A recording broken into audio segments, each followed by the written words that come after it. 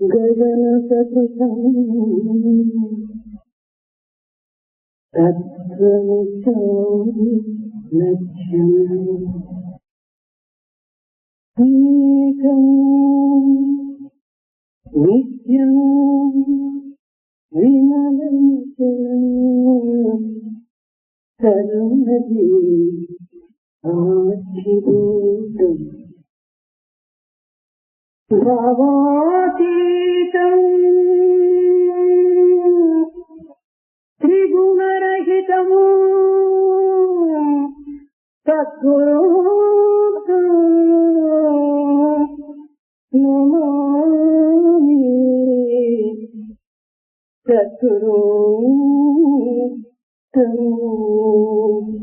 నమామి సద్గురు నమామి బ్రహ్మానందం. ప్రాచీన మహర్షులు షోడశ కళా పరిపూర్ణుడైనటువంటి భగవంతుని గురువుగా ఎన్నుకొని విశ్వసించి గురుత్వాన్ని పొంది చైతన్యమూర్తులయ్యారు. The ancient seers and sages down the ages have looked upon God as the Guru himself and assigned to him many attributes and worship God himself as Guru, in the process themselves becoming enlightened one. అంతరార్థాన్ని గుర్తించి ప్రవర్తన యందు పరివర్తన కలిగి దివ్యత్వమైన ఆత్మతత్వాన్ని విశ్వసించడమే ప్రధానమైనటువంటి లక్ష్యమని గుర్తించారు. They further recognize that to know one's own self and to attain divinity, it is equally essential not only to grasp the inner significance of these dictums, but also to practice them. గురుత్వం అనగా దివ్యత్వమైన దైవత్వమే అనేటువంటి సత్యాన్ని పై శ్లోకం ద్వారా ఋషులు వివరించారు. In terms of this sloka just recited, the rishis looked upon God as Guru and Guru as God. Brahmanandam అనగా ఏదో ఒక ప్రత్యేకమైనటువంటి స్థితిని అనుభవించటమని ఈనాటి మానవుల యొక్క భ్రాంతి. It is man's illusion today that when he looked upon this word Brahmanda, he assigns to it a certain place. ప్రతి మానవుడు తప్పనిసరిగా ఈ బ్రహ్మానందం అనేటువంటి యొక్క విషయాన్ని తెలుసుకోవడం అత్యవసరం. It becomes of necessity for every individual to understand the inner significance of this word Brahmananda. జగత్తే Brahmanandam. The word itself is Brahmananda. బ్రహ్మానందమే జగత్ and Brahmanda is Jagat. జగత్ బ్రహ్మానంద స్వరూపమని ఈ వాక్యము శాస్త్రములు వివరించట చేత శాస్త్రములు పఠించినటువంటి వ్యక్తులు కేవలం బ్రహ్మానందం అనేటువంటి పదమును ఉచ్చరిస్తూ అంతటితోనే సంతృప్తి పొందుతున్నారు. Those who have looked deeper into such issues have satisfied themselves with feeling that this creation is a manifestation of that Brahmanda Swarupa. అంధుడు జగత్తు యందే జన్మించి జగత్తునందే జీవించి జగత్తునందే అభివృద్ధి జగత్ అనేటువంటి ఒక విషయాన్ని వింటూ ఉండినప్పటికీ జగత్తులో చూడటం లేదు. The blind person is born in the world, is brought up in the world, seeks out a living in this world, but nevertheless he cannot see the world. అదే విధముగానే సాధకుడు జగత్తునందే జన్మించి బ్రహ్మమునందే నివసించి బ్రహ్మం యొక్క తత్వాన్ని గుర్తించి బ్రహ్మం యొక్క స్థాయిని గుర్తించుకోలేకపోవటం చేతనే ఈ అంధులకు ఈ వ్యక్తి భేదం లేదని మనం నిరూపించవచ్చు. In the same manner, a sadhaka who is born of this world, who looks upon this Brahma Tattva and who wants to live his thoughts in Brahma Tattva, but never cannot attain it, he is akin to this blind person. ఈ బ్రహ్మానందం అనేటువంటి పదములకు అనేక విధములైనటువంటి అర్థములను మనము గుర్తించవచ్చు. We can assign any number of meanings to this word Brahmananda. ధనకనక వస్తు వాహనాలు, material possessions in terms of money, wealth, కీర్తి మర్యాదలతో, in terms of fame and positions of పదవి ప్రతిష్టలతో, or in terms of one's own honor and dignity in society, ఆరోగ్య భాగ్యములతో, and in terms of these material pleasures, విద్యా పాండిత్యములతో, or one's scholarship of the book, ఏకచక్రాధిపత్యం ఏలుతున్నటువంటి స్థితి ఎందుకు కలిగేటువంటి ఆనందమునకు మానుష్యానందము అని పేరు. and one who holds complete sway over his domain. These are all ananda, all right, but something pertaining to man as such. అనగా మానవునికి కావాల్సినటువంటి భోగ భాగ్యములు వ్యక్తి కొరతయు లేక, వ్యక్తి విధమైనటువంటి ఇక్కట్టును కలగక, సర్వ విధమైనటువంటి సుఖశాంతులు పొందేటువంటి స్థితిని ఈ మానుష్యానందం అని కూడా పేరు. In other words, this Manushananda, as we come to know it, is rather it pertains to a person who can enjoy all material prosperity, all wealth, all possessions, occupies a position, and so on. ఇట్టి మానుష్యానందమున కంటే 100 రెట్లు అధికమైనటువంటిదే గంధర్వానందము అని ఉండవచ్చు. A few steps above this Manushananda is the second one called Gandharvananda. ఈ గంధర్వానందమున కంటే 100 రెట్లు అధికమైనటువంటిది పితృదేవతానందము అని పేరు. And there is just a third one, which is 100 steps above this Gandharvananda. It's called the Pitrudevananda. ఈ పితృదేవత ఆనందముల కంటే 100 రెట్లు అధికమైనటువంటిది అజానజ ఆనందము అని పేరు. And 100 times more powerful is the Ajas Ananda. అజానజ Ajananda. ఈ అజానజ ఆనందముల కంటే 100 రెట్లు అధికమైనటువంటిదే దేవానందము అని. And 100 times more potent is called the Devananda. ఈ దేవానందముల కంటే 100 రెట్లు అధికమైనటువంటిదే ఇంద్రానందము. 100 times even greater than this Devananda is called Indrananda. ఇంద్రానందముల కంటే 100 రెట్లు అధికమైనటువంటిది బృహస్పతి ఆనందం. 100 times above this Indrananda is Brahaspatananda. ఈ బృహస్పతి ఆనందముల కంటే 100 రెట్లు అధికమైనటువంటిది సచ్చిదానందము అని. 100 times more potent than this Brahaspatananda is the Sachidananda. ఈ సచ్చిదానందం కంటే 100 రెట్లు అధికమైనటువంటిది ప్రజాపతి ఆనందం.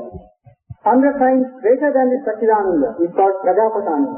ఈ ప్రజాపతి ఆనందముల కంటే 100 రెట్లు అధికమైనటువంటిది హిరణ్యగర్భ ఆనందము. 100 times greater than this Prajapatananda is Hiranyagarbhananda. ఈ హిరణ్యగర్భానందమునే బ్రహ్మానందము అని చెప్పవచ్చు. It is this Hiranyagarbhananda which is also called Brahmananda. సామాన్య మానవుని యొక్క ఆనందమునకు ఇన్ని విధమైనటువంటి ఉన్నతమైనటువంటి స్థితి ఉన్నటువంటి ఈ బ్రహ్మానందమునకు వ్యత్యాసం ఏమని మనం గుర్తించవచ్చు. Now you can see the great divide between this Ananda pertaining to man at one extreme of the spectrum and this Hiranyagarbhananda at the far end. ఇది కేవలము మానసిక యొక్క స్థాయి యొక్క మార్పులే కానీ అన్య మార్పులు కాదు. But then you also should know that these pertain to one's ways of perceiving a particular thing. మన ఏవో మనిష్యానం కారణం నల్లమొచ్చే అన్నట్టు ఈ బ్రహ్మానందములకు మనిష్యానందములకు వ్యక్తి భేదము లేకపోయినప్పటికీ తమ తమ స్థాయిని గుర్తించుకొని ఈ ఆనందం యొక్క స్థాయిని మార్పు తెలుస్తూ ఉంటాయి. Now in terms of how the mind operates, you would place yourself at different rungs of this ladder. One could certainly keep saying that he is in this Brahmananda state, all the while remaining in this ఈ బ్రహ్మానందం యొక్క స్వరూపమే స్వస్వరూపము అని కూడా చెప్తా వచ్చారు. It has also been said that this Brahmananda Swarupa is one's own Swarupa, Sat-Swarupa. ఈ స్వస్వరూపం అనగా ఏమి? What is this Sat-Swarupa? జాగ్రత్తగా గుర్తించేటువంటి జాగ్రత్త లేదని తెలిపే జాగ్రత్తనే స్వస్వరూపం.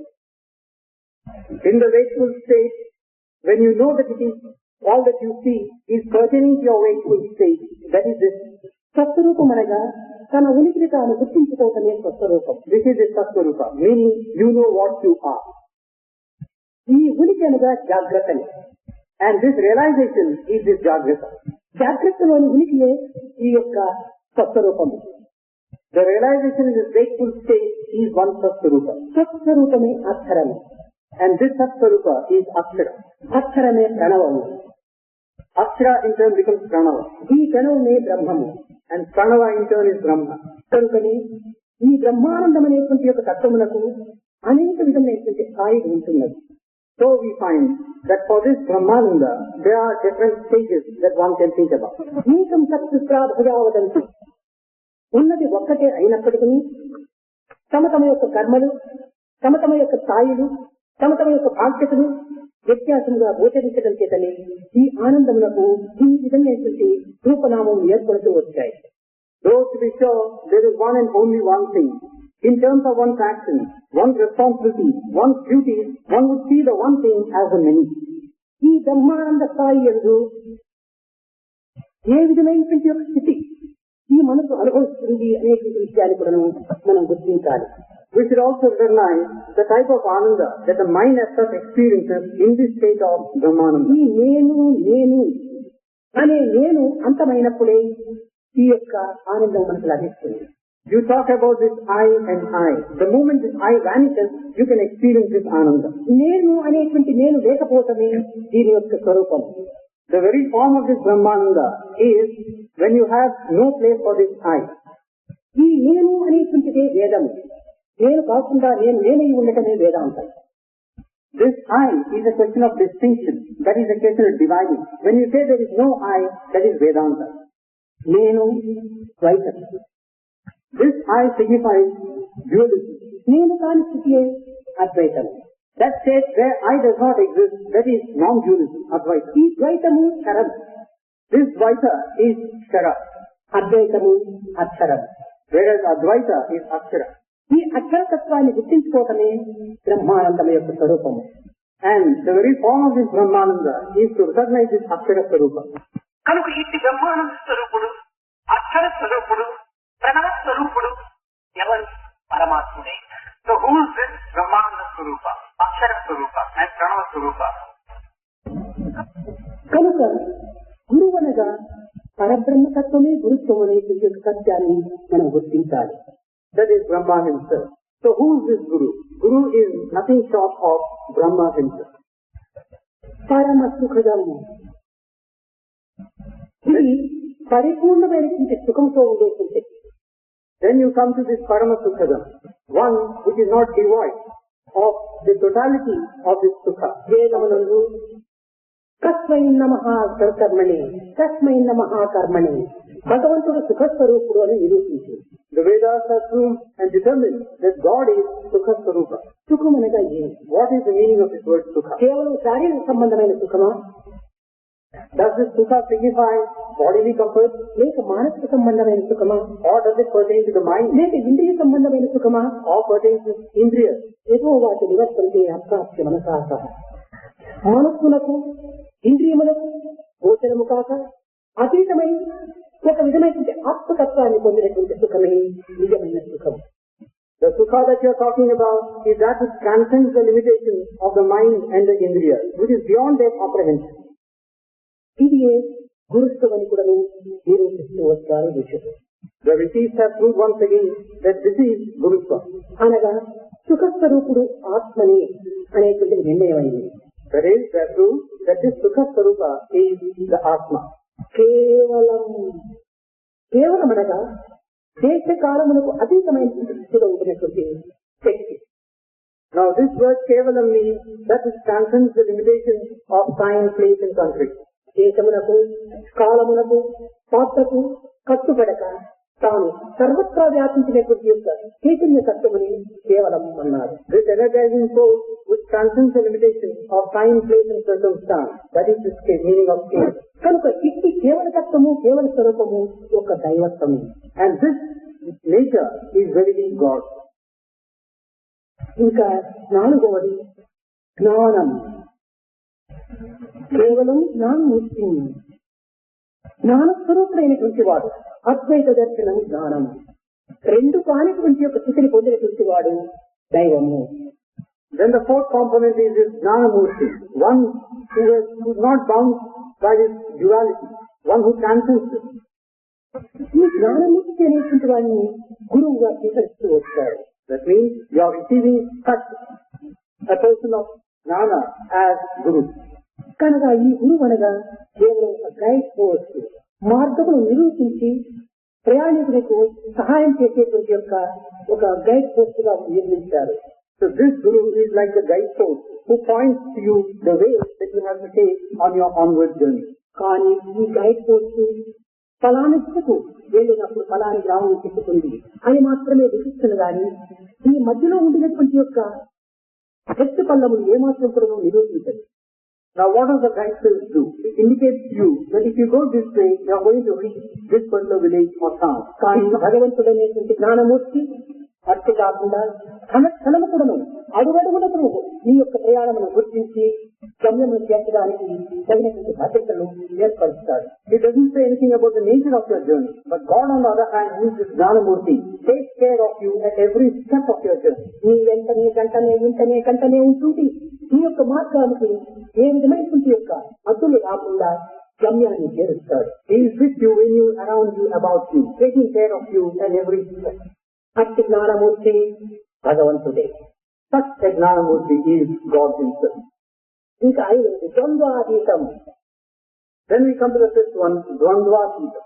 సుఖ దుఃఖములకు, that is either for joy or sorrow, లాభ నష్టములను, loss or gain, నిందాస్థుతులను, or criticism or praise, శీతోష్ణములకు or cold and heat. అతీతమైనటువంటి స్థాయిలో ఉండినటువంటి One who is above all such divisions.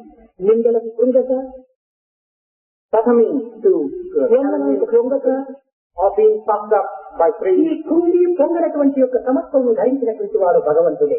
One doesn't get inflated, one doesn't get deflated. That is just God. కనుక ఈ విధమైనటువంటి యొక్క ద్వంద్వాతీతం అనేటువంటి యొక్క తత్వము ఒక్క భగవంతునికి మాత్రమే చెల్లుతుంది. So this state of transcending such limitations is given only to God. గగన సదృశం అనగా గగనము సర్వత్రా వ్యాపించినటువంటిది. Then we have the sixth one, Gagana Satrusha. Gagana is something sky which is all pervading. ఆకాశము ఏ విధంగా సర్వత్రా వ్యాపించి ఉన్నదో అదే విధంగానే దైవత్వం సర్వవ్యాపకుడనేటువంటి సత్యాన్ని నిరూపిస్తూ వచ్చింది. Just as the sky is all pervasive, so is God all pervasive. కనుక ఈ సర్వవ్యాపి, సర్వజ్ఞుడు, సర్వశక్తిమయుడు అయినటువంటి భగవంతుడిని గురువుగా స్వీకరిస్తూ వచ్చారు. So the omniscient, omnipotent and omnipresent God is really your Guru. తత్వమస్యాది లక్ష్యం అహం బ్రహ్మస్మి, ప్రజ్ఞానం బ్రహ్మ, అయమాత్మ బ్రహ్మ, తత్వం అసి అనేటువంటి ఈ మహావాక్యములు లక్ష్యముగా నిరూపించి, లక్ష్యముగా నిర్మించి ఆ లక్ష్యాన్ని ప్రపంచములకు దాటేసించేవాడు భగవంతుడు. The four Mahavakya in the form of this given to us in the scripture, one who is really that and one who proves to you the truth contained in these statements. ఇంకా ఏకం అనగా ఒక్కటే భగవంతుడు. Ekam, the one and the only one, that is God. జాగ్రత్త స్వప్న సుషుప్తుల యందు ఎన్ని కర్మలు ఆచరించినప్పటికీ, ఎన్ని కృత్యములను తాను అనుభవించినప్పటికీ, ఎటువంటి పరిస్థితుల్లో మార్పు చెందినప్పటికీ తాను ఏకత్వమై ఉంటుంటాడు అనేటువంటి సత్యాన్ని నిరూపిస్తూ వచ్చింది. Either in your wakeful state, or your dream state, or your deep sleep state, whatever you might be doing, whatever you might be thinking, you are very in the reality proper. There is no second, you are the only one. జాగ్రత్తలో అనేక దృశ్యములు మనం చూడవచ్చు. Right? In our waking state, we do come across any number of sights. అనేక విధములైన కర్మలు ఆచరించవచ్చు. We also perform any number of actions. అనేక విధములైన అనుభూతులను మనం అనుభవించవచ్చు. We also undergo many experiences. స్వప్నంలో మరొక రీతిగా మనం ఈ యొక్క అనుభూతులను అందుకోవచ్చు. In the same manner, in our dream state, we experience in other ways. సుషుప్తి స్థితి యందు అనేక విధమైనటువంటి ఆనందమును అనుభవించవచ్చు. Likewise, in our deep sleep state, we might experience untold bliss. ఈ అవస్థలు యందు మన కర్మలు కానీ, మన అనుభూతులు కానీ వేరు వేరు అయినప్పటికీ అనుభవించినటువంటి వ్యక్తి ఒక్కడే అనేటువంటి సత్యాన్ని నిరూపిస్తూ వచ్చింది. In these different states, the experiences, the actions and your thoughts could be different. But the person experiencing and undergoing all these is one and the same. That's the truth contained in it.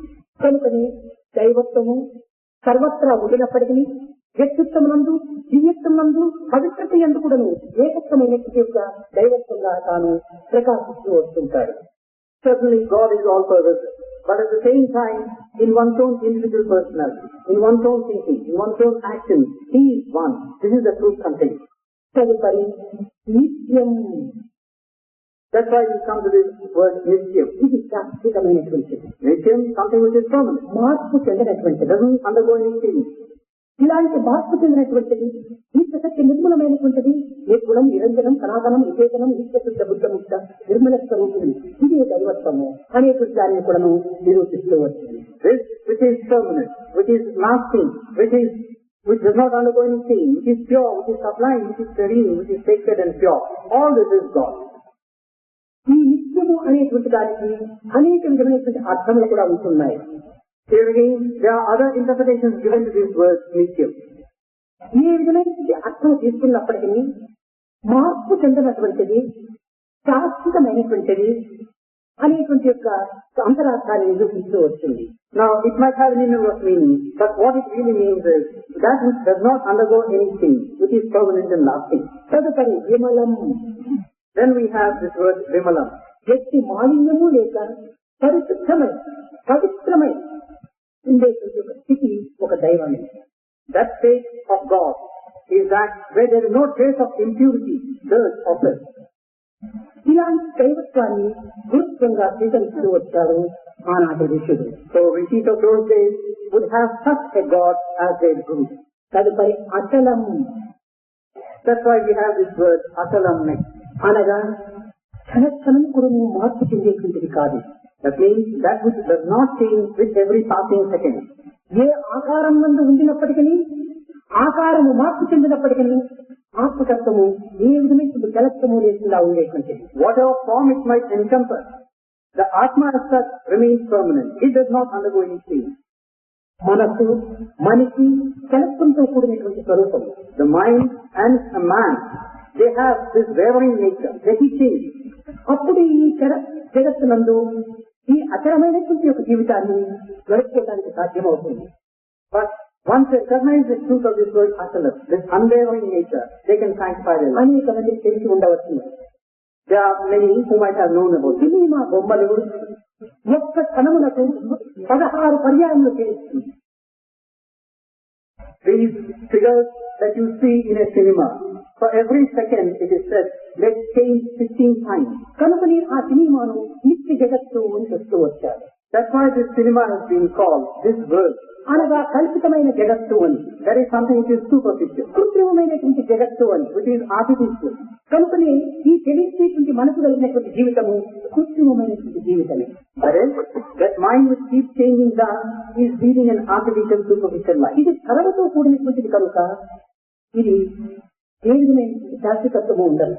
Because it is continually undergoing a change, it can never aspire for that unchanging state, unwavering state. అక్షరస్వరూపుడైనటువంటి వాడు, చలించినటువంటి వాడు కనుక అతనే భగవంతుడు. Whereas this Akshara Swarupa, one who does not waver, who remains permanent, who does not change, that is God.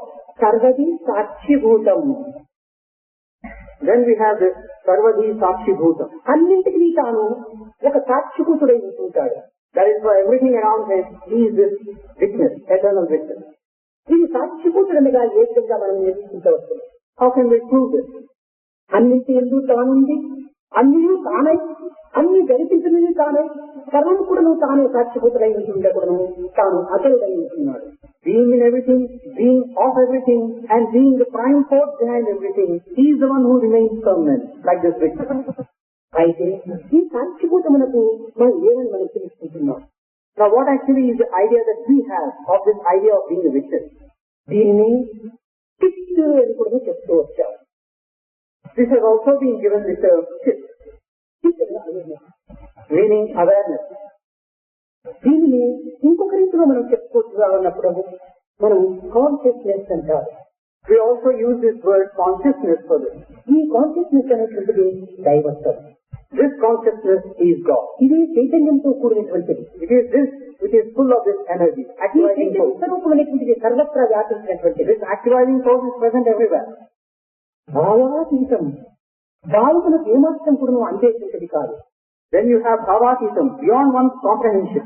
సర్వభావములు యందు తాను ఉండి కూడాను అట్టి భావములకు తాను చిక్కకుండా నిలుగుతుంటాడు. He is part and parcel of all that you feel and think and experience, but still you cannot grasp him.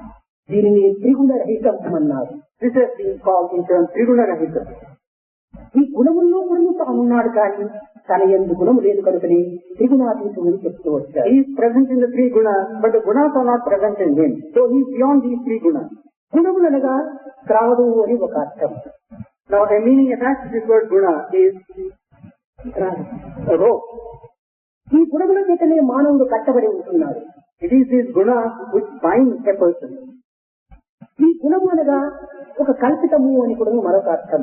Yet another meaning to this word guna is that which you make up, which you see. కొంతమంది తమో గుణము చేతను, మరికొంతమంది సాత్విక గుణము చేతను, ఇంకా కొంతమంది రజోగుణము చేతను బంధితుడై కావటం చేతనే మానవుడు ఇన్ని బాధలకు గురి అవుతున్నాడు. There are some who are tied down by this tamasic quality, some others by rajasic quality, and yet others by sattvic quality. In all cases, a person is bound. కనుకనే గుణముల చేత బంధింపబడినటువంటి వాడు మానవుడు, గుణములకు అతీతమైనటువంటి వాడు మాధవుడు. That is, man is one who is tied down, who is bound by these senses. One who breaks free of these senses, these gunas, is God. That is Madhava. మట్టి చేత కుండలు చేయబడినది కానీ కుండలలో కూడా మట్టి ఉన్నది కానీ మట్టిలో కుండలు లేవు. You can make pot out of clay, but you can't perceive a pot in clay. కుండలు చేయబడినటువంటివి మాత్రమే, మధ్యకాలంలో కనిపించేటువంటివి మాత్రమే. Now what you see as a final product are these pots.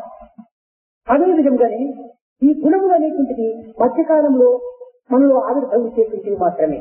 In the same manner, these gunas are those that are to be seen and experienced within oneself. కనుక గుణములలో భగవంతుడు ఉన్నాడు కానీ భగవంతుడి యందు గుణములు లేవు. That is, in these gunas, God is present. But in God, you can't have these gunas. గుణములైనటువంటి kundali యందు కూడాను మట్టి ఉన్నది కానీ మట్టిలో కుండలు లేవు అనే సత్యాన్ని గుర్తిస్తూ వచ్చారు. So these pots that are made of clay, that is one way of looking at it. But you cannot look at the pot, the clay in the pot. ఇట్టి పవిత్రమైనటువంటి 16 గుణములు కలిగినటువంటి వాడు గురువు. ఎవరతను? అతని సత్ అన్నారు. సత్. So these total up to 16 attributes. Who is this person? That is this sat. ఈ సత్ అనేటువంటి యొక్క తత్వము ఒక గురుత్వం. And this word sat in turn connotes this gurutva. సత్ అనగా బ్రహ్మతత్వం. Sat means brahmatattva. చిత్ మీన్స్ జీవతత్వం. Chit means jivattatva. ఈ చిత్ అనేటువంటి జీవుడు సత్ అనే బ్రహ్మలో చేరినప్పుడే ఆనందం అనేటువంటి లభిస్తుంది కనుకనే సత్ చిత్ ఆనందము అని దీనికి ఒక పేరు. This chit jiva has to merge in this sat God. Then he can experience ananda also. ఏ విధంగా చక్కెర నీటితో చేరినప్పుడు పానకము అనేటువంటి నూరొక పేరును ధరిస్తుందో అదే విధంగానే చిత్ అనేటువంటి జీవుడు సత్ అనేటువంటి దేవుడితో చేరినప్పుడు ఆనందము అనేటువంటి దివ్యత్వాన్ని అనుభవిస్తాడు. When sugar gets mixed up with water, it's known as a sweet juice. So also this jiva sits, merges in sat God to become a third quantity ananda. కనుక గురువు అనగా కేవలము పార్శ్వ సంబంధమైనటువంటి భ్రాంతులకు లోబడినటువంటి వ్యక్తులు మాత్రమే కాదు. So a guru is one who should not be likened to a person who is tied down by these worldly bonds. భ్రాంతి రహిత గురువు, భ్రాంతి సహిత గురువు అని రెండు గురువులు. Now there are two types of gurus. One who becomes a victim of this delusion, one who is free of it. భ్రాంతి సహిత గురువు అనగా ఏదో ఒక భ్రాంతి చేత తాను కొన్ని సాధనలు ఆచరిస్తూ వస్తుంటాడు. Now the first one, Bhranti Sahita Guru, he has this feeling of illusion and he keeps performing this. సాధన దేనికోసం చేస్తున్నాడు? ఏదో ఒక ఫల నిమిత్తమై చేస్తున్నాడు. For instance, why is he performing sadhana? So that he might reap some benefit out of it. ఫలమును ఆశించినటువంటి వాడే సాధనలు కలుపుతాడు కానీ ఫలమును ఆశించినటువంటి వాడు సాధనలు చేయడు. One who aspires for a truth performs sadhana. One who does not aspire that will no truth. లోకములో సాధనలు చేస్తూ ఉండేటువంటి గురువులు కాదు. So in this world, those gurus who do sadhana for the sake of truth are not. వారిని సాధనా గురువులని చెప్పవచ్చు. such people can at best be called sadhana guru. వీరు భ్రాంతి గురువుని కూడా చెప్పవచ్చు. They can also be called Bhranti Guru. వ్యక్తి భ్రాంతియు లేక బ్రహ్మతత్వంతోనే ఆనందం అనుభవించేటువంటి గురువు ఒక్క దైవంతో మాత్రమే. There is this God who your true Guru, who is not bound down by any such delusion. కనుకనే అట్టి గురుత్వాన్ని పొందేటువంటి యొక్క దివ్యత్వాన్ని మనము సంపాదించుకున్నప్పుడే ఈ నిత్యత్వం అనేటువంటి ప్రత్యక్షం మనకు ప్రాప్తిస్తుంది. Only when we aspire for such a Guru, in turn can we make our lives worthwhile. కనుకనే గురు బ్రహ్మ, గురు విష్ణు, గురుదేవో మహేశ్వర, గురు సాక్షాత్కార బ్రహ్మ తస్మై శ్రీ గురవే నమః అని మన supreme court chief justice Bhagwati చెప్పారు. Now just now our Supreme Court Chief Justice Bhagavati was quoting you this sloka. అయితే శ్రీ గురు బ్రహ్మ, గురువే విష్ణువు, గురువే మహేశ్వరుడు అని చెప్పడంలో ఉండేటువంటి అంతరార్థం ఏంటి? Now what is the significance of likening the Guru with Brahma, Vishnu, Maheshwara? గురువు బ్రహ్మన లేకపోతే బ్రహ్మనే గురువా? The question is the Guru Brahma or is Brahma the Guru? అనగా ఈ బ్రహ్మ విష్ణు మహేశ్వరులు కూడాను ద్వైత స్వరూపులే కాని అద్వైతులు కాదు. Meaning this Brahma, Vishnu, Maheshwara have this dualism tacked onto this. వీరు కాయమును ధరించినటువంటి వారు. They are those who have a body. అనిత్యము అశాస్త్రమైనటువంటి కాయమును ధరించినటువంటి వారు కష్టం ఏ రీతిగా అవుతారు? Now these are the ones who have a body, who have a form, and which are in turn fleeting. భక్తాభిష్ట నిరస్య నిమిత్తమై, భక్తాభిష్ట ఫల విస్తృత్య నిమిత్తమై వీరు కొన్ని సమయములందు కొన్ని రూపములు ధరిస్తూ వస్తుంటారు. In order to fulfill the wishes and desires of their devotees, from time to time they have taken up different forms in me. సాత్వికమైనటువంటి ఆహారం ధరించినప్పుడు మహావిష్ణువుగా ఉంటున్నాడు. Like when you have this sattvic as food, he becomes Mahavishnu. కొన్ని అధిష్టములను సృష్టించడం లోపల బ్రహ్మగా నిరూపిస్తూ వచ్చాడు. In terms of creating a few things, he takes on the form of Brahma. ఇతను రజోగుణ స్వరూపుడుగా ఉంటాడు. Now he has this Rajoguna as his chief quality. కొన్నింటిని హతమార్చేటువంటి సమయంలో తమోగుణ స్వరూపుడైనటువంటి ఋతులుగా ఉంటుంటాడు. And in yet other times, he has this Tamoguna and he అయితే ఈ becomes Brahma Vishnu మహేశ్వరుడు ఏ ఆకారం ధరించారు? ఏకం సప్తిప్రాభోదావదంతి, ఉన్నది ఒక్కటే గాని మూడు ఆకారం ఏ రీతిగా వచ్చినాయి? Now when, even as you are saying, that there has been only one and only one form, how then we have three different manifestations thus? కనుకనే బ్రహ్మనే అకారము, That is, Brahma is Akara. విష్ణువే ఉకారము, So Vishnu is Ukara మహేశ్వరుడే మకారము, and Maheshwara is Makara. ఈ ఆ ఊ ఉమ్ ఈ మూడు చేరినటువంటి ఓంకారమే దివ్యమైన ఆకారం.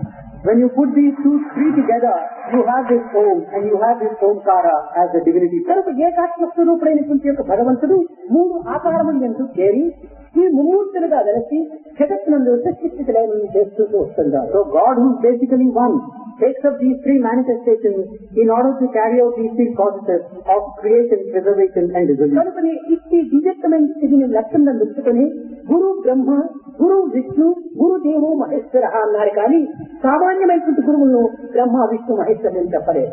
So keeping this perspective in view, we have looked upon the Guru as Brahma, Guru as Vishnu, Guru as Maheshwara. It does not apply to other ordinary run-of-the-mill gurus in the world. కనుక ఈ విధమైనటువంటి అంతరార్థాలను గుర్తించుకున్నప్పుడే యథార్థం మనకు బోధపడుతుంది. So only when we delve deeper into the inner significance can we grasp it. యథార్థాన్ని మనం అనుసరించినప్పుడే నిత్యత్వమైనటువంటి ఆత్మతత్వాన్ని అనుభవిస్తాం. And once you have come to grips with the reality proper, then you can have ఈనాటి పదములకు అన్నింటికి అనర్థాలు అభివృద్ధి పట్టుకొని స్నానార్థాలను పెంచుకొని అందులో మనము జీవితాన్ని వ్యక్తం చేసుకుంటున్నాం. So today we try to give distorted meanings to the words that have come down to us. In the process, undergo any number of difficulties in understanding. ఈనాటి దినమును వ్యాస పూర్ణిమ అని కూడా చెప్తూ వచ్చారు. Today's day is also called Vyasa Purnima. కారణం ఏమనగా ఈనాడు వ్యాసుడు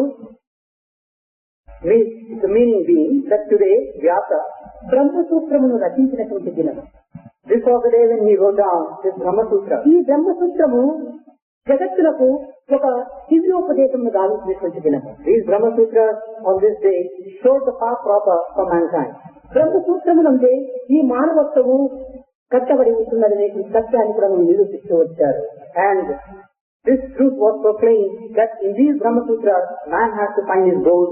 మణిగణాయువాని అనేక సూత్రములు యందు అనేక మనులు యందు ఒక్క సూత్రము చేరినట్టుగా అనేక విధములైన రూపనామములు యందు ఒక్క దైవత్వమైనటువంటి బ్రహ్మతత్వము సూత్రముగా నిరూపిస్తూ వచ్చింది. Now you could have any number of things, but there could be one common denominator. In the same manner, out of all these sutras, this Brahma Sutra has a special meaning. కనుక ప్రతి మానవత్వం కూడా ఒక మణి వంటిది. Therefore, the entire humanity is like a precious. ఈ మానవత్వం అనేటువంటి మణుల యందు బ్రహ్మమనేటువంటి సూత్రం ఒక్కటిగానే ఉంటుండాలి. And in these minds you could find one valuable possession, the sutra. కనుకనే ఇటువంటి బ్రహ్మసూత్రమును రచించి జగత్తులకు అందించి ఈ దివ్యత్వాన్ని బోధించినటువంటి దినం కనుకనే ఈనాడు వ్యాస పూర్ణిమ అని కూడా చెప్తూ వచ్చారు. So this was the day when the Brahma Sutras were written down and handed down for humanity. ఈ పూర్ణిమ అనగా కేవలం ఏ విధమైనటువంటి యొక్క మచ్చలు లేకుండా చల్లగా చల్లగా ప్రకాశించే దినమని మనం భావిస్తున్నాం. Now this Purnima, our idea of this word, say Purnima is the moon is full, there is no trace of ఇది కాదు. పూర్ణముదం పూర్ణాత్మూలముదచ్యతే పూర్ణస్య పూర్ణమాదాయ పూర్ణమేవావశిష్యతే విశిష్యతే. ఈ పూర్ణం ఏది అపూర్ణం? దివ్యత్వమైనటువంటి పూర్ణం.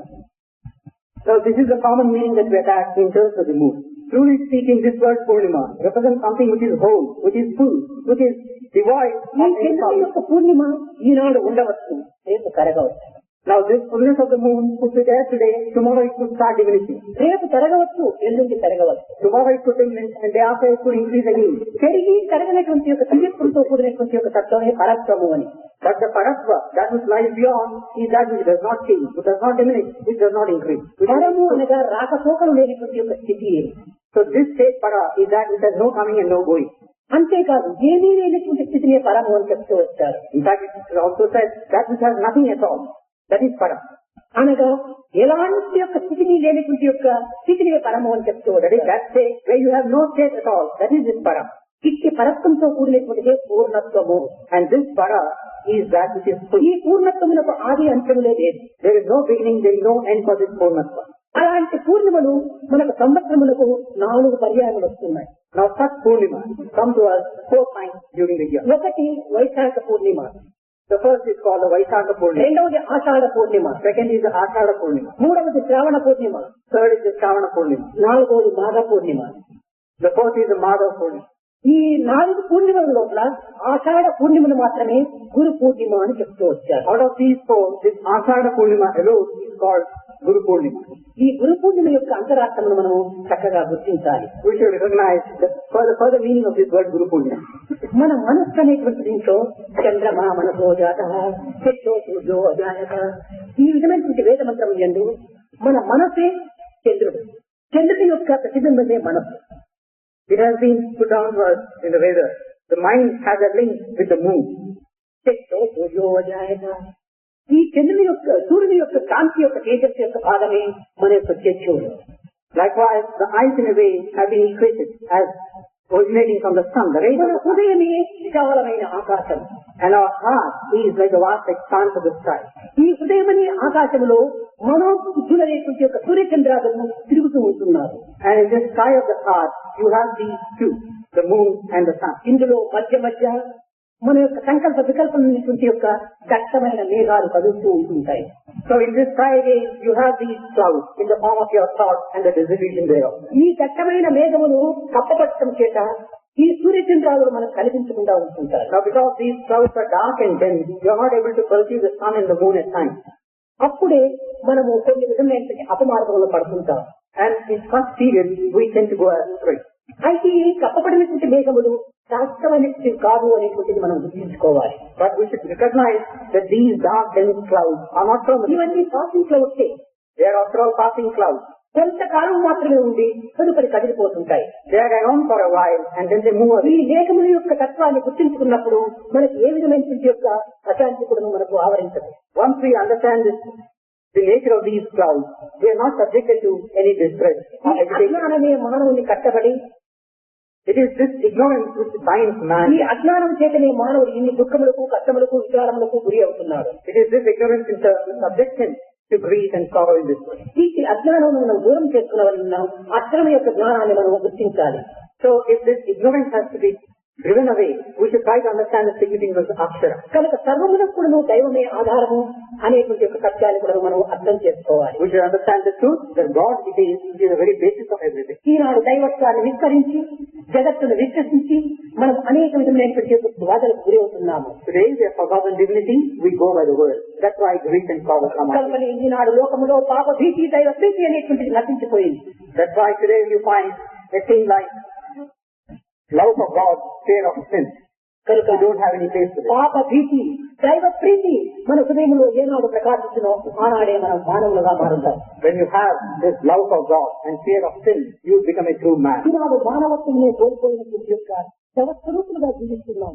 We are living corpses as it were, having forgotten our nature. దయా దాక్షిణ్య రహితమైనటువంటి యొక్క మానవునిగా జీవిస్తున్నాము. We have no trace of compassion, mercy and tenderness in our heart. దయా ప్రేమలు లేని హృదయం కాదు. And this heart devoid of compassion and love is no heart at all. దయా ప్రేమలు లేనటువంటి మానవుడు కాదు. And one who has no place for love and compassion is not a human being. కనుకనే మానవుడు ఈనాడు దయా ప్రేమలు అనేటువంటి దాన్ని పెంచుకున్నప్పుడే దైవము అనేటువంటి దీన్ని మనం చూడడానికి వీలవుతుంది. So today if man were to further this daya and prema, he would become a true man. మానవుడు మానవుని మార్చలేడు, మాధవుడు మానవుని మార్చగలడని భగవంతుడు చెప్పాడు. Bhagavad was just now saying that man cannot change God, but God can change man. అది సరి అయినటువంటిది కాదు. It is not the true state of affairs. మానవుడికి మాధవుడు ఎంత అవసరమో మాధవునికి మానవుడు అంత అవసరం. As much as God is necessary for man, man is necessary for God. మానవుడే లేకపోతే మాధవుడే లేదు. Without man in the first place, there is no God. మానవుడు ఏ రీతిగా మాధవుడు సృష్టించినాడో మానవుడు కూడా మాధవుని ఆ రీతిగా సృష్టించగలడు. Just as God has given to man to create God. ఈనాటి అవతారములన్నీ కూడా మానవుని నిమిత్తమై సృష్టించుకున్నదే కదా. Like today's avatar has come for the sake of man. ప్రహ్లాదుని యొక్క భక్తి ప్రపత్తుల చేతనే నరసింహావతారంగా రూపొందినాడు దైవం. Because of intense devotion and dedication of Prahlada, God came down as Narasimha avatar. ఈ నరసింహావతారం యొక్క సృష్టికి ప్రహ్లాదులే కదా కారణం. For this Narasimha avatar take form and shape, Prahlada is responsible. మానవుడు మాధవుని సృష్టిస్తూ ఉన్నాడు. So here you have a case of man మానవుడు creating God. చేసేటువంటి యొక్క ప్రార్థనల చేతను జ్ఞానముల చేతను జపతపాటి యజ్ఞముల చేతను కూడాను దైవత్వాన్ని నిరూపిస్తూ ఉన్నాడు. Because of one's own prayer, one's own japa, one's own jhana, man is able to create God, bring God down. కనుకనే మాధవుడు మానవుని ఏ రీతిగా సృష్టిస్తున్నాడో మానవుడు కూడా మాధవుని ఆ రీతిగా తనలో సృష్టించుకునేటువంటి అధికారం ఉన్నది. In the same manner, therefore, just as God is creating man, man also has the right to create God. మాధవుడే లేకపోతే మానవుని యొక్క జీవితమే లేదు. Without God, there is nothing like life in man. అదే విధంగా మానవుడే లేకపోతే మాధవత్వమే రాణించదు. In the same manner, without man in the first place, there is no charm attached to God. ఇవి రెండు కూడా అన్యోన్య ఆశ్రయమైనటువంటివి. These two are inseparably linked, అవినాభావ సంబంధమైనటువంటివి. They are inseparably linked and interdependent. రెండు కూడా నెగిటివ్ పాజిటివ్ వంటివి. These two are like negative and positive. ఈ రెండు చేరినప్పుడే విద్యుత్ శక్తి మనలో ప్రకాశిస్తుంది. When both these are satisfied, current or electricity flows through the body. ఈయనతో మధ్యస్థే భాస్వర నీవార దూకవర్తంతి అని వేదమునందు బోధిస్తూ వచ్చారు. నీలతో మధ్యస్థ విద్యుల్లేకే భాస్వర అనగా నీల మేఘముల మధ్య విద్యుల్లేక పెంచినప్పుడు అది ఎంత ప్రకాశంగా కనిపిస్తుంది. ఆ నీల మేఘములే లేకపోతే విద్యుత్ శక్తికి ఏమాత్రమో ప్రకాశం ఉండదు. This is what is contained in this Vedic statement.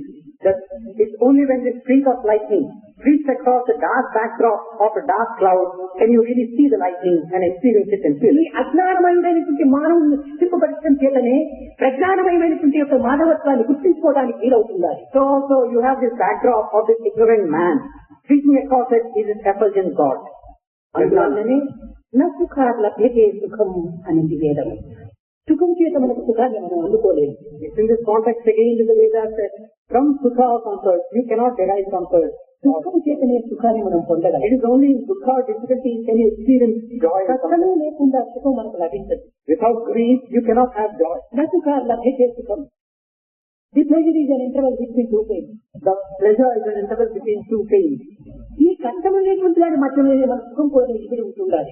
In between two difficulties you have your comfort, moment of joy. చీకటే లేకపోతే ఈ దీపములకు విలువ ఎవరిస్తారు? Without darkness in the first place, who is going to give value to this light? ఆకలే లేకపోతే అన్నాన్ని ఎవరు ఆశిస్తారు? When you don't have hunger, who's going to ask for food? తావే లేకపోతే తల్లి అయినా బిడ్డను ప్రేమించదు. It is said, without the idea of death, even the mother would not love the child. ఈ విధమైనటువంటి కష్టములు, నష్టములు, దుఃఖములు ఉండటం చేతనే మానవుడి యందు అంతో ఇంతో ప్రేమైన, ఒక విధమైనటువంటి ఆశయము, ఆనందమైన తాను అనుభవించుకోవడానికి అవకాశం ఏర్పడుతుంది. Because you have things like difficulty, sorrow, grief, and so on and so forth. Man aspires for some positive things to serve as an activity. దైవము మానవుని యొక్క దివ్యత్వాన్ని గుర్తింపజేసే నిమిత్తమై అప్పుడప్పుడు కొన్ని కష్టములు, నష్టములు, దుఃఖములు, విచారములు అందిస్తూ ఉంటాడు. So in order to make man realize what he should seek, God subjects man at times to difficulty. ఇవన్నీ మా మంచి నిమిత్తము అనేటువంటి యొక్క తత్వాన్ని మనం అనుభవించాలి. What we should feel is all these are for our own good. ఏది చేసినా, ఏది చూసినా, ఏది చెప్పినా మా మంచి కోసము అనేటువంటి యొక్క సత్యాన్ని మేము అర్థం చేసుకోవాలి. Understand the truth that whatever is done, whatever is said to you is for your own good. ఈ విధమైనటువంటి సమస్య భావాన్ని మనం తెలుసుకోవాలి. This is the equality of mind, purpose that you must have. ఇట్టి సమత్వాన్ని, This equal-mindedness, ఇట్టి సమగ్రతను, this capability, ఇట్టి సమైక్యతను, and this unity of purpose, ఇట్టి పరిరక్షణను and such observation ప్రసాదించే నిమిత్తమై పరమాత్మను కొన్ని బాధలను అందిస్తుంటాడు. in order that God might give you these, He subjects you to test and difficulty. అన్నింటి ఎందుకు శాంతిని వహించి, So through such moments, ధైర్యముతో ఎదుర్కొని, be steadfast, be సాహసంతో steady, సాధించి, be courageous, and be of conviction, దివ్యత్వాన్ని చలించకుండా without losing sight of the divinity as you go. పవిత్రములో ప్రవేశించడానికి ప్రయత్నించాలి. Try to set yourself on such a path. ఇది మానవుని యొక్క ప్రధానమైనటువంటి మార్గం. This is the primary task ahead of man. ఇలాంటి దివ్యత్వమైనటువంటి యొక్క తత్వాన్ని మానవుడు స్మరించడమే నిజమైనటువంటి Guru Purnima. The true Guru Purnima consists in man contemplating such things on a day like this. గురువు అనగా కేవలం మంత్రోపదేశం చేసినటువంటి వాడు మాత్రమే కాదు గురువు. A guru is not one who merely gives you a mantra. ఇది ఒక మంత్రమును అందించినటువంటి గురువు కావచ్చు. Now he could be one who has given you a mantra already. వీరంతా మార్గదర్శకులు మాత్రమే కానీ గురువులు కానీ. All these people are like the guideposts. They cannot be called gurus. గురువు అనగా గుణాతీతుడైనటువంటి వాడు గురువు. Because a guru is one who is about his guru, రూపరహితుడైనటువంటి వాడు గురువు. one who has no form, రుకారం అనే అజ్ఞానాన్ని నిర్మూలం గావించేటువంటి రుకార స్వరూపుడు గురువు. one who has the form of this rukara to dispel the ఈనాటి ignorance of గురువులు the ఏంటే కావాల్సిన అజ్ఞానము నిందితమై ఉంటుండగా ఇంకొకరి అజ్ఞానము ఏ రీతిగా వారి పరిహారం చేయగలరు? Today's gurus are themselves full of ignorance. How then can they endeavor to dispel the darkness of ignorance of others? కనుక సర్వ బాధలను కూడా, సర్వ దుఃఖములు కూడా నివారణ గావించేటువంటి ఒక సర్వేశ్వరుడే నిజమైనటువంటి గురువు. So God, one who can alleviate your suffering and moments of sorrow and distress, considers your guru. గురు విష్ణు, గురుదేవో మహేశ్వర, గురు సాక్షాత్ పరబ్రహ్మ, తస్మై శ్రీ గురవే నమః అని ఆ దైవత్వమే మనము యథార్థమైన గురువుగా విశ్వసించడము ఇది సరి సార్థక మార్గం. So the true path consists in your looking upon your guru as Brahma, Vishnu and Maheshwara and knowing in full what this really stands for. కనుక తమ అభిష్టంలో నెరవేర్చుకునే నిమిత్తమై సాధన చేసేటువంటి ఒక గురువులను మనం గురువులుగా స్వీకరించరాదు. We should not receive those people as gurus who try to do sadhana for the sake of fulfilling their own ends. గుడ్డివారిని గుడ్డివారి ఇరువురు గుంటలో పడినట్టుగా ఇద్దరు అభిష్టంతో కూడినటువంటి వారైనప్పుడు ఒకరినొకరు తరించుకోవడానికి సాధ్యమైతే అవుతుంది. A blind man leading another blind man, both of them are going to come to grief sooner than later. In the same manner, he has a desire, you have a desire. How can you make your journey? శ్రీమంతుడిగా ఉండినప్పుడే 10 మందికి భోజనం అన్నం కూడా వడ్డించగలడు. When you have the means, you can also serve another people. తనకే భుజించడానికి సాధ్యం కానటువంటి పరిస్థితిలో ఉండినటువంటి వాడు పరులకు ఏమాత్రం వడ్డించగలడు. When he himself is not able to provide for himself, how can he take care of others? కనుకనే ఈ ప్రాంత సహితులైనటువంటి వారిని మనము గురువులుగా స్వీకరించరాదు. So do not receive such people as gurus who have this Bhranti or delusion. గురువే నిజమైనటువంటి గురువు. One who does not have this illusion or delusion is true. ఈ భ్రాంతులతో ఉండినంత వరకు నువ్వు బ్రహ్మాన్ని మనం గుర్తించుకోలేవు. And one who has this Bhranti can never have this Brahmanda. భ్రాంతి వదలినప్పుడే బ్రహ్మం మనకి సాక్షాత్కరిస్తాడు. Remove this Bhranti, you secure Brahmanda. కనుక ఇలాంటి సత్యాన్ని బోధించినటువంటి ఒక సద్గురువు నిజమైనటువంటి దైవం. One who can really teach you that is God and that is your Guru. నాయన ఈ జగత్తంటే ఇది మిథ్యా జగత్తు. This world is full of illusions. సత్యములు ఎంతవరకు నువ్వు జాగ్రత్తలోకి వచ్చిన తర్వాత అసత్యముగా రూపొందుతున్నావో అదే విధంగానే జ్ఞానస్థితి యందు ఈ మిథ్యా జగత్తంతా కూడా సత్యసిద్ధంగా ఉంటుంటాయి. Like whatever you experience in your sleeping state or dream state, the moment you are awake, all these go. They are not real. In the same manner, all that you experience in the world is not real. కలలో చూసిన మేడలు మిద్దలు కన్నులు విప్పిన లేవు కదా. Like you close your eyes, you are building castles, you are seeing castles and mansions. You open your eyes, they are gone. ఉండినటువంటి సర్వ సౌఖ్యాలు కూడాను జ్ఞానావస్థ ఏమాత్రము కానరావు కదా. You open your eyes, they are gone. In the same manner, what you see and experience in your waking state, in your jnana state, then disappear. అదే అద్వైత దర్శనం. That is called Advaita Darshana. అట్టి అద్వైత దర్శనమే జ్ఞానం.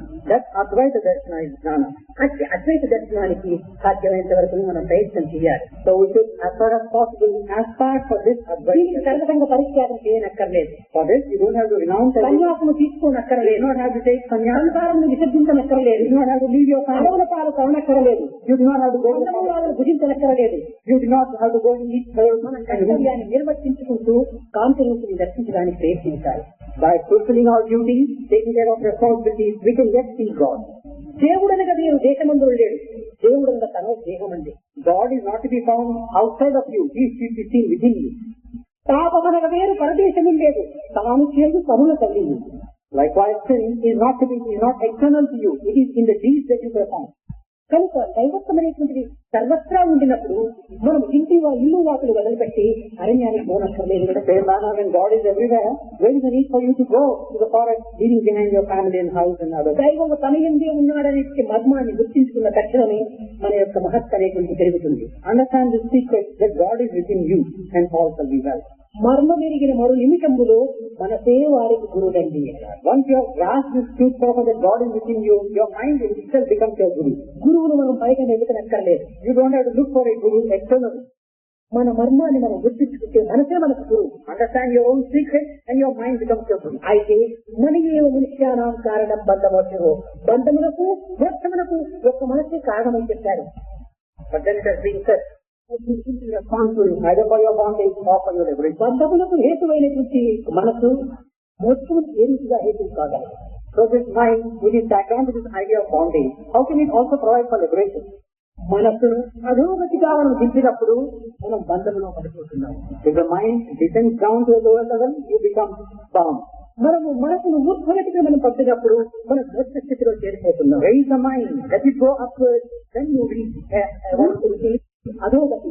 Now what is this idea of a higher level? మనం తెలుసుకొని బాహ్య జీవితంలోనే మన జీవితం వ్యక్తం చేసుకున్నంత వరకు కూడా మనకు బంధం తప్పినది కాదు. When we have our sight tied to the world around us, surely bondage will come our way.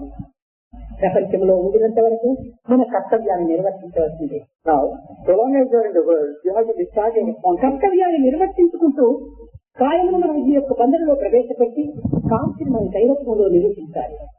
Now, even as we are engaged in discharging our responsibility, the body is tied down to the world like that. But at the same time, our thought should be centered on God.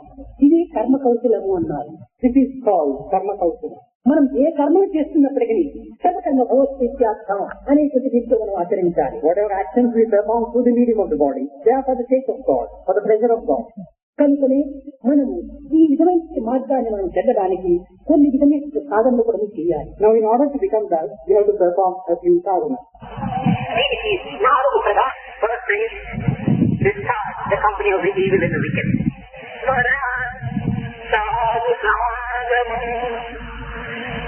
సత్నాంతులనిచ్చి వారితో మనం స్నేహాన్ని పెంచుకోవాలి.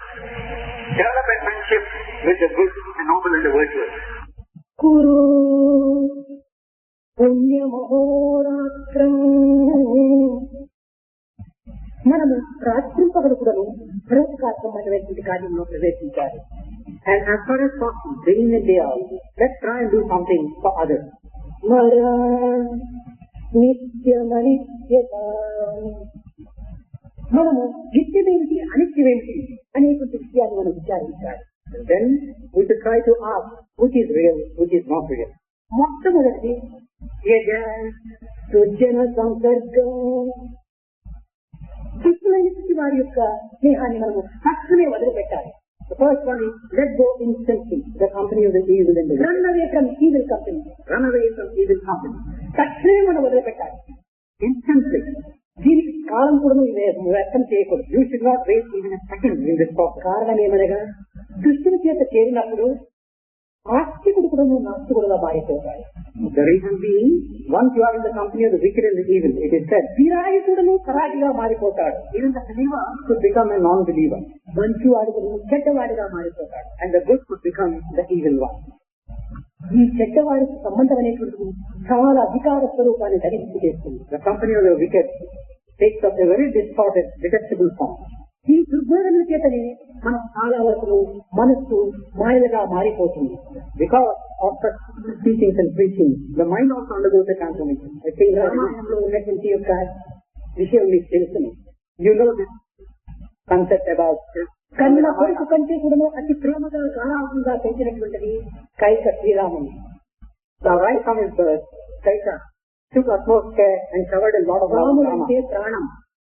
In Rama was her very life breath. తన కుమారులైనా వదిలిపెట్టి ఉండగలదు కానీ రాముని క్షణమైనా వదిలి ఉండేటువంటిది కాదు Kaika. Kaika was one who could possibly live without her own son, but not without Rama. ప్రాణ సమానంగా పెంచి విలువిద్యలు నేర్పి Protecting him as her own life breath and teaching him, రాములతోనే ఆడుతూ తోడుతూ ఉండినటువంటిది Kaika. and teaching him all the other arts. He would take care and fondle Rama. అంత ప్రాణ సమానంగా చూసుకున్నటువంటి ఈ కైకకు మందర బోధన. Now this Kaika, who loved Rama so intensely, got to hear a few words from Mandara. ఈ దుర్బోధన చేతను ఈ దుస్సంగం చేతను కడపకి తన యొక్క హృదయము అమృతమయమైనటువంటి యొక్క హృదయము, ప్రేమమయమైనటువంటి హృదయము విషముగా మారిపోయింది.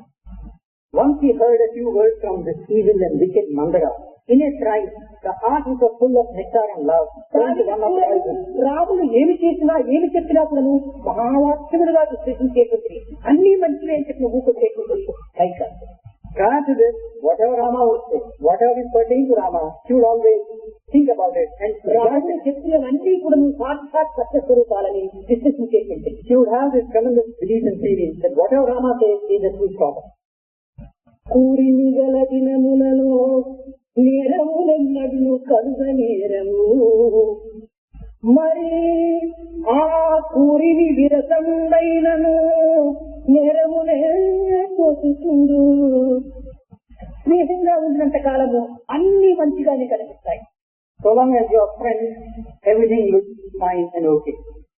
ఈ స్నేహం కొంచెం ద్వేషంగా మారిపోయినా మంచి కూడా చెడ్డగానే మార్చుకుంటారు. Once a friendship turns a little sour, then even the good appears as bad. కనుకనే ఈ దుర్బోధన చేతను దుస్సంగం చేతను ఈ కైక హృదయం కఠినంగా మారిపోయింది. In the same manner, the moment she heard Mandara's words, Kaika's heart became hard. ఈ దుస్సంగం చేతని. The reason being, this company of the కనుకనే అనేక మంది సాధకులు నిత్యము సాధన చేసుకుంటారు, జపతప యజ్ఞ యాగాది క్రతువులంతా చేసుకుంటుంటారు, ధ్యానములు ఆచరిస్తుంటారు. కానీ వారికి మనస్థితి ఏమాత్రం కూడా మార్పు చెందటం లేదు. Therefore, you have these sadhakas who day in and day out, every second, every hour, do japas, do ఇలాంటి dhyana. వారికి అనేక కష్టములు, నష్టములు, బాధలు సంభవిస్తుంటాయి. But even to such people, they are subjected to agitation, anxiety and difficulty. వీటన్నిటి ఏదో ప్రారంభమని, ఏదో భగవంతుని యొక్క పరీక్షలని మనము మూఢనమ్మకాలుగా మనం విశ్వసిస్తూ పోతుంటాం. And in such moments we say, these are our destiny, these are our fate, and these are what God has given to us. దీనికి ఇవన్నీ కాదు కారణము. మన దుస్సంగం చేత లభించేటువంటి మార్పులే.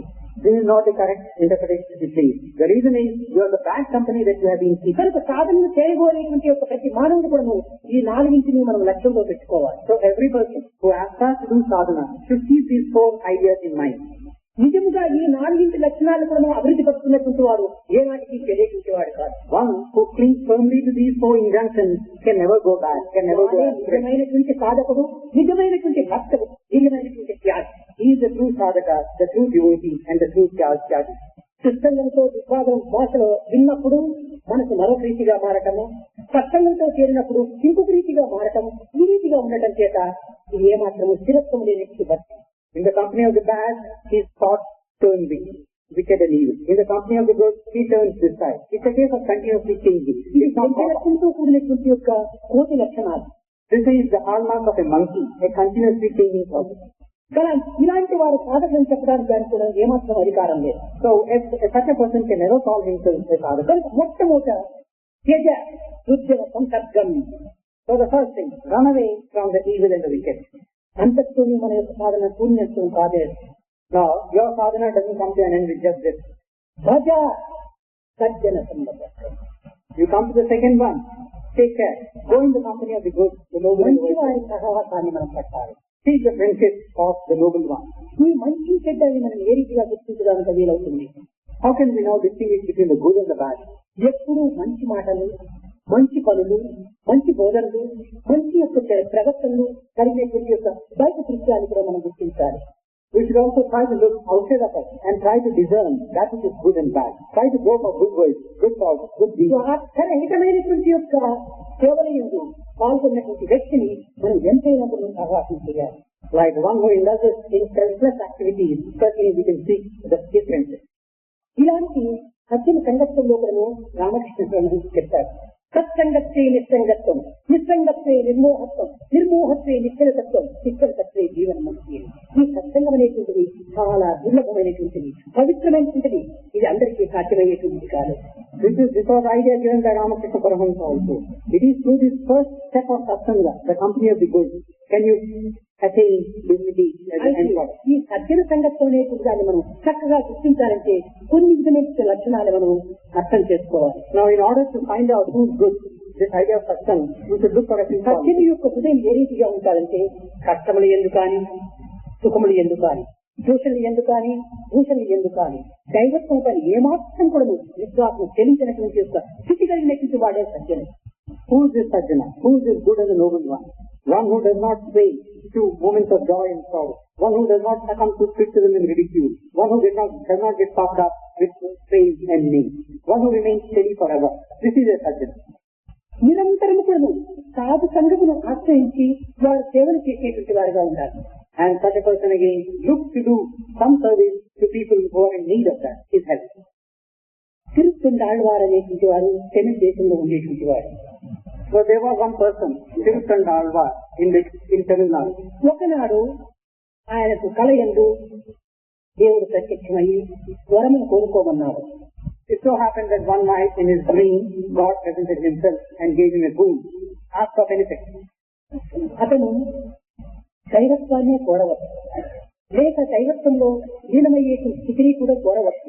కానీ ఆ విధంగా కోరలేదు. కానీ Now if he had wanted, he could have asked for God himself, or for the state wherein he could have merged with God.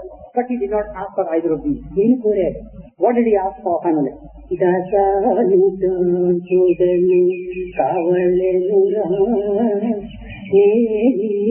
దాసులకు సేవనే చేయలేరా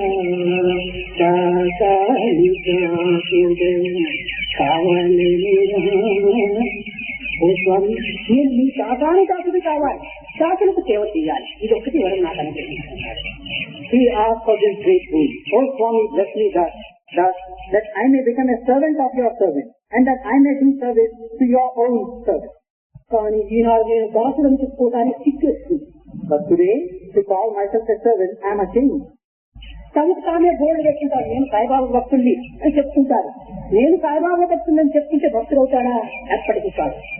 Like you say, you want to proclaim that you are a devotee of Sai Baba, as if hanging a ఇవి placard. తమకు తామే ధరించరాదు. Now it's a question of trying to realize all by yourself. ఏ రామ భక్తుడైనా, ఏ కృష్ణ భక్తుడైనా రాముడు చెప్పాలి, ఆయన మీరు నా భక్తుడు అని చెప్పాలి. Now either a Rama Bhakta or a Krishna Bhakta, Rama Krishna should say, oh child, you are my devotee. అంతేకాని రాముడి దగ్గర పోయి భక్తుడు, అయ్యా నేను ఈ భక్తుడు నేను చెప్పుకోవడానికి తనకి అధికారం ఎక్కడ ఉంది? Rather than this, he goes to Rama and says, oh Swami, I am your devotee. ఈనాడు భక్తులమని చెప్పుకోవటం అంతా కూడా కేవలము ఒక విధమైనటువంటి ఆడంబరంగా రూపొందుతుందాదే కానీ ఆత్మశుద్ధితో చేయడం కాదు. So this idea today of proclaiming oneself as a devotee is an indication of one's own pompous nature.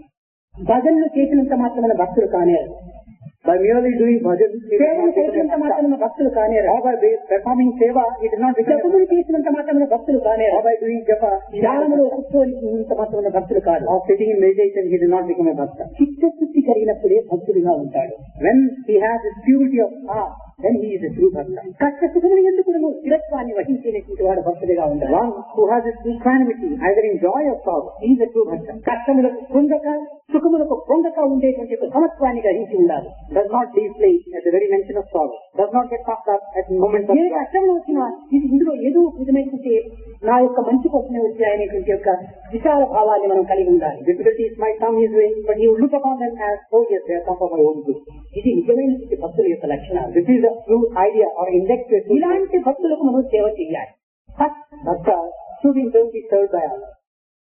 ఇవన్నీ భజ సజ్జన సంపద. So this is what is contained in the second lecture. కురు పుణ్య మహోరాత్రం.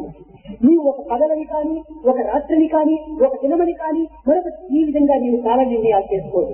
నీకు అవకాశం ఇచ్చినప్పుడంతా కూడా నువ్వు మంచి కార్యాల్లో నువ్వు పాల్గొను. And then, irrespective of whether it is day or night, irrespective of whether you are trying to see whether the time is opportune or not, ఎప్పుడు నీ హృదయంలో మంచిని చిత్తిస్తుగా think always of good. చెడ్డ చింతను నువ్వు చేస్తుగా తక్షణం నీవు దుర్యోధన దుశ్శాసన ప్రజలుగా మారిపోతావు. If you, even for a moment, think of things which are wicked and evil, next moment you become another. నిరంతరం కూడా దుర్యోధన దుశ్శాసనాదులు పవిత్రులైనటువంటి కర్మమూర్తులైనటువంటి పాండవుల యొక్క భావములో సృష్టించని చేయటం చేతని వారి వంశమైన శాసనం దోషం అయిపోయింది. You become brothers of Duryodhana and Dushasana. Now talking of these people, constantly they used to think of the noble Pandavas. So in the end, what happened to them? They got exterminated by the Pandavas. కనుక దుర్భావనలకు దుశ్చింతనలకు మన హృదయంలో ఏమాత్రం కూడా అవకాశం So అందించలేదు. there should be no place in our heart for bad and evil thoughts. పరుల చింతన మనము చెడ్డను మనం ఎంత కోరుకుంటామో అంతకు 10 రెట్లు చింతన మనకు అభివృద్ధి అవుతుంటాయి. Now even as you think about the others, 10 times compared to that, you will get affected. కనుకనే చెడపకురా చెడదవు అన్నారు. పరుల చెడ్డను మనం కోరగాలి. That's why it's been said, you think about evil for others. కనుకనే జగత్తులో అనేక విధములుగా బాధలు పడటానికి కారణం ఏమిటి? పరుల చెడ్డను మనం కోరటం చేతనే అవి మనకు ప్రతిబింబించిపోతున్నాయి. ఆ చెడ్డనంతా మనలోనే వస్తున్నాయి. You will get affected in turn. That's why today you find that people think bad for others, they are getting trouble in the past. కనుక పరుల చింతన చెడ్డగా మనం భావించరాదు. So all the thoughts about others, let them not be evil. ఈ దుశ్చింతనలకు మన హృదయంలో ఏమాత్రమూ అవకాశం There ఇవ్వరాదు. should be no place for such thoughts in our heart. ఇంకా మన నిత్యం అనిత్యతాం, ఏది నిత్యము ఏది సత్యము అనేటువంటి దాన్ని మనం గుర్తించాలి. Then we come to the fourth injunction. What is real? What is unreal? దేహము పాంచభౌతికం. This body is one of the 5 elements. దేహము కూలక తప్పదెప్పుడు. It has to decompose one day. దేహి నిరామయుడు. Whereas the one who resides, గణింపక దేహి కావు పుట్టుకలు మోహ నిబంధ బంధనల ముద్రలు లేవు. the one who resides has no form and no question of detail. Is beyond దేహం అనిత్యము, దేహి సత్యం. So this body is unreal, temporary. The one who resides is permanent. అదేవిధంగా ఈ నిత్య అనిత్య విషయ పరిశీలన చేయడానికి ప్రయత్నించాలి. In this way, try to distinguish between that which is real and unreal. ఈనాడు పూర్ణిమ, రేపటి దినం ఇంక 15 దినంలో అమావాస్య వస్తుంది. Today is Purnima. In 15 days time, you have ఈనాడు అమావాస్య అంటే రేపటి నుంచి చంద్రోదయం కలుగుతుంది. Now today it is Amavasya, but tomorrow the moon suddenly will rise. పూర్ణిమ ఎంత అస్థిరమో అమావాస్య కూడా అంత అస్థిరమే. So just as Purnima is temporary, so is Amavasya ఇవి రెండు కూడా స్థిరములు కాదు. temporary. These two are not permanent. కానీ రెండింటినీ అనుభవించేటువంటి నేను స్థిరము. But the one who is experiencing these two, that is I, that is permanent. అందువల్ల మొట్టమొదటి మన దేహంతో నుంచి ప్రారంభం కావాలి ఈ విధమైనటువంటి విచారం. So this inquiry to start with this body first. గోవు చచ్చినా గాని గోత్వం అనేటువంటి ఒక జీవి ఏమాత్రం కూడా కావచ్చు. గోవు యొక్క రూపం నశించినప్పటికీ Even as the song that you give to a cow, it may get, గోవు అనేటువంటి జాతి తత్వం ఏమాత్రం మారదు. it may die, but this idea of a cow remains. మానవుడు మరణించినప్పటికీ మానవత్వం ఏమాత్రము మారదు. Man may die likewise, but the human race will not get exterminated. కనుకని ఇది సజీవమైనటువంటి యొక్క తత్వము, ఈ యొక్క దివ్యత్వము. So this is divinity. That which is permanent, which remains. ఇది నాటి, Like this is my arm, my ఇది నా తల, this is my head, ఇది నా కడుపు, my stomach, ఇది నా కాదు, my leg. నేనెవరు? Who am I? జీవితంగా విచారణ చేసుకుంటే నేనెవరు, ఈ సత్యాన్ని మనం గుర్తించడానికి ప్రయత్నించాలి. So if you start inquiring that, who am I? Who am I? Then నా దేహము, నా మనసు, నా బుద్ధి, నా చిత్తము, నా ఇంద్రియము, నా అంతఃకరణ అంటున్నావు. నేనెవరు? You are saying it is my buddhi, my senses, my body. But who am I in the first place? నేను అనేటువంటి వాడు ఒక శాస్త్రమైన వాడు ఉండబట్టే కదా నా మనసు, నా బుద్ధి, నా చిత్తం, నా ఇంద్రియం అనుకుంటున్నాం. So here there is somebody called I, which is permanent. That's why you are saying my body. ఈ మనో బుద్ధి చిత్తం కూడా మార్పు చెందేటువంటివే. నేను మాత్రం శాశ్వతము. The body, the mind and intellect, they all keep changing, but I remain permanent. ఇది దేహంతో చేరినటువంటిది కాదు. It is not one with the body. నేను దేహానికి అతీతంగా ఉంటున్నాను. I am beyond this body. నేను జాగ్రత్తలో దేహంతో ఉన్నట్టుగా భావిస్తున్నాను. But I feel in my waking కానీ state that I am the body. స్వప్నావస్థలో చూసి దేహం స్వరూపమైన పడింది. But in my dream state, this body is resting on the couch. నీవు ఎక్కడికో సంచారం చేసినట్టు ఏ ఢిల్లీకి వెళ్ళినట్టుగా నీకు స్వప్నం వచ్చింది. You have a dream that you have gone somewhere to Delhi. అక్కడ ఎవరు నీవు ఢిల్లీకి వెళ్ళారు? Now who is it that has gone to Delhi now? అక్కడ నీవెవరు? Who are you there? దేహంతో సంబంధం లేదు. You have no link with the body. ఇంద్రియాలు మూసుకుని ఉంటున్నాయి. The indriyas are not ఇంద్రియాలు దేహంతో సంబంధం లేనిటువంటి నీవెవరు? So you are free from your indriyas, from the ఈ body. విధంగా నిత్యానిత్య విషయ పరిశీలన చేసుకుంటే దేహాతీతం, ఇంద్రియాతీతం, గుణాతీతం అన్నింటికి అతీతమైన స్థితి యొక్క అధిష్టానంలో ఉంటున్నాయి. So if you start inquiring thus, you will come to understand that you are beyond the body. కనుక నిజంగా మనం సాధకులు కావాలనేటువంటి వారు ఈ నాలుగింటి ఎందుకు మనము దారి తప్పకుండా చూచా మనం నడుచుకున్నప్పుడే మన యొక్క దివ్యత్వం అనేటువంటి దాన్ని మనం బ్రహ్మానందం అనే దాన్ని అనుభవిస్తాం. You transcend all these limitations. Therefore, one who wants to understand his own nature should take care of these four injunctions. అన్నింటికంటే యుద్ధన సంసర్గం. The most important of these is దుష్టుల యొక్క సంసర్గం వదిలిపెట్టాలి. దుర్భావములు మనలో నుంచి వదిలిపెట్టాలి. start the company of the evil and the wicked. Don't have any trace of evil and the wicked within you. ఈ దుర్భావములు, దుర్జన సంగత్తము మన యొక్క ఉండినంత వరకు మనం మానవులమే కాదు. These evil thoughts, they are in you. The company of the evil is with you. You cannot be called man. ఇంకా మాధవత్వాన్ని ఏ రీతిగా నీవు When you are not man in the first place, how can you talk about becoming God? కనుక మొట్టమొదటి నీవు మానవుడుగా మారు. So first of all, transform yourself to a human. మానవత్వాన్ని పెంచుకో. Try to further the cause of your human nature. తదుపరి దివ్యత్వం సహజంగా నీకు లభిస్తుంది. Then in a natural way, divinity will be yours. మానవుడిగా మారక మానవత్వమే నీలో లేకపోయినప్పుడు మాధవత్వాన్ని పొందడం ఇది అసాధ్యం.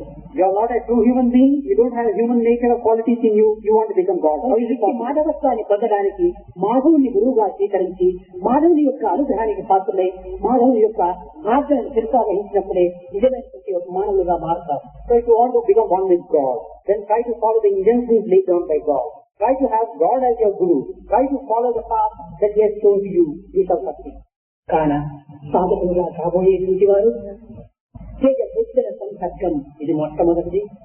Therefore, those who aspire to become sadhakas, the first injunction is discard the company of the evil and the wicked. Run away from this. సజ్జన సమావనం. The second, seek the company of the noble and the virtuous. గురు పుణ్య మహోరాత్రం. Day and night, think of doing some good for others. స్మర నిత్యమనిశ్చిత. And the first one, think forever about what is real, what is unreal. తత్వమసి, ప్రజ్ఞానం బ్రహ్మ, అయమాత్మ బ్రహ్మ, అహం బ్రహ్మస్మి. ఈ మహావాక్యముల యొక్క సారం. These four verily give the very essence of the four Mahavakyas. ఈ మహావాక్యములు మనం పాటించినప్పుడే, మనం అనుసరించినప్పుడే, ఆచరించినప్పుడే మనకు దివ్యత్వం అనేటువంటి దాన్ని మనం అనుభవించడానికి సాధ్యమవుతుందని గుర్తించడమే నిజమైన గురుత్వాన్ని పొందడం. Only when we realize the significance of these four Mahavakyas and experience the essence contained in them can we say that we have secured divinity for us. కనుక ప్రకృతి ద్వైతము. Therefore, this world, this creation is duality. పురుషుడే Advaitam. The Purusha is Advaita. ఇలాంటి అద్వైతత్వం అనేటువంటి పురుషత్వాన్ని మనం పొందాలనుకున్నప్పుడు దివ్యత్వం భావాన్ని పొందాలి. So we have to go to this Purushatva, which is Advaita, and that is the state of divyatva. దైవత్వం దైవత్వం దైవత్వం. That is precisely what you mean by దైవం అనగా divinity. జీవము అనేటువంటి పదం. Now this Daiva means Diva. It is derived from the word Diva. దైవము కాదు, జీవము.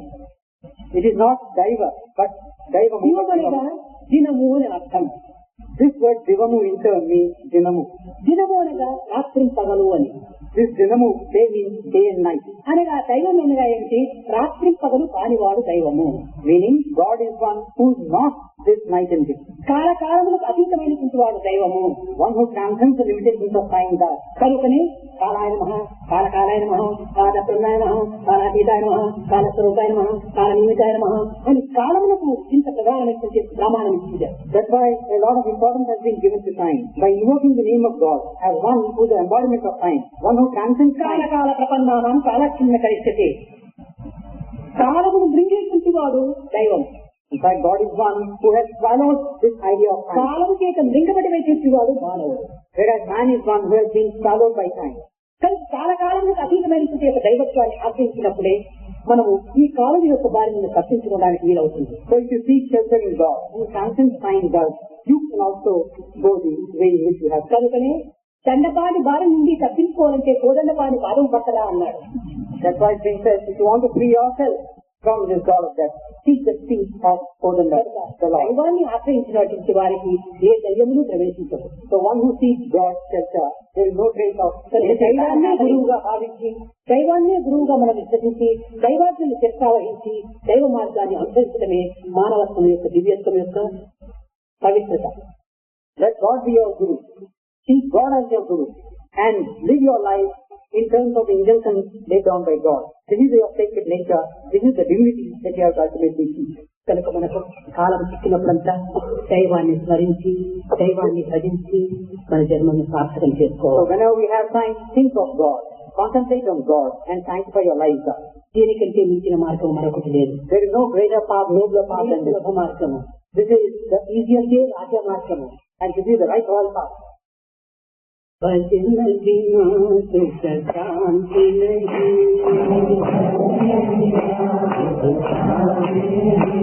హరి భజన బినా సుఖ శాంతి నహీ,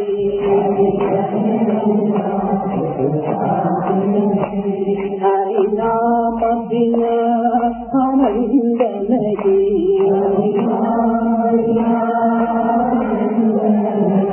హరి నామ బినా ఆనంద నహీ,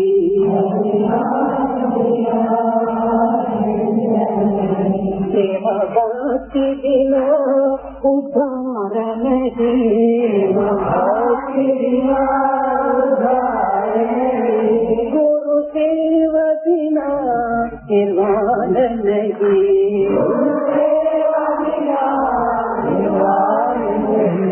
हरि भजन बिना सुख शांति नहीं, हरि भजन बिना सुख शांति नहीं, जप जान बिना योग नहीं,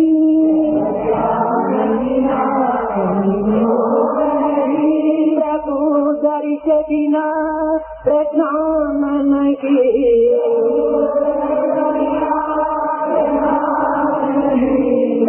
धर्म बिना सत्कर्म नहीं,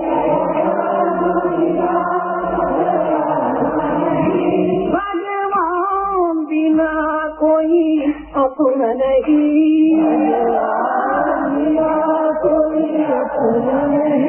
हरि नाम बिना परमात्मा नहीं,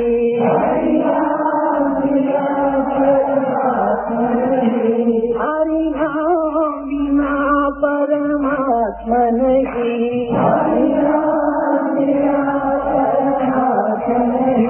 हरि भजन बिना सुख शांति नहीं, हरि भजन बिना सुख शांति नहीं, हरि भजन बिना सुख शांति नहीं, हरि नाम बिना आनंद नहीं, हरि नाम बिना हरि नाम बिना आनंद नहीं, हरि भजन बिना सुख शांति नहीं, हरि भजन बिना सुख शांति नहीं, हरि भजन बिना सुख शांति नहीं, हरि भजन बिना सुख शांति नहीं, हरि भजन बिना सुख शांति नहीं, हरि भजन बिना सुख शांति नहीं, हरि भजन बिना सुख शांति